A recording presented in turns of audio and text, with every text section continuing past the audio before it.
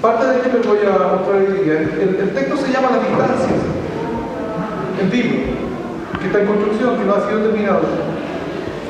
Les voy a dar a conocer solamente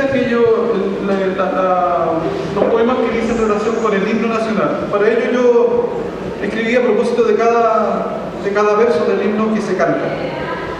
De puro Chile es tu cielo azulado, así fue en otro tiempo, oculto para tus ojos de niño bueno. Ahora hay bolsas con basura abandonadas en nuestros caminos, ahora el sol duele y las praderas desnudas se exponen a la lluvia.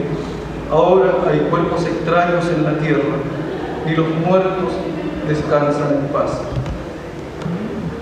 Del mismo verso, de verte transformado, se titula Puto Chile es tu cielo azulado.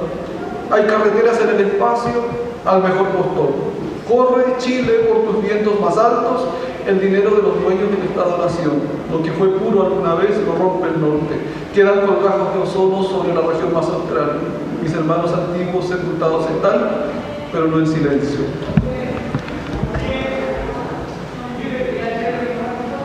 En el mismo tono, puras cambiado o transformado en putas felizas que cruzan también, que me disculpen ellas, la rabia, pero ayer sentí que el aroma de los cuerpos ya no lleva el coleo de la primavera.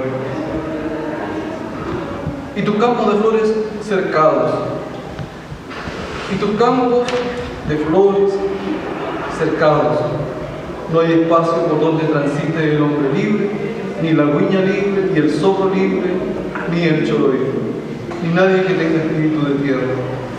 En la alta montaña, los volcanes son lo único que va quedando, y en tus campos bordados de miseria, el hombre y la mujer de siempre se sientan a comer las migajas que les caen del gobierno central.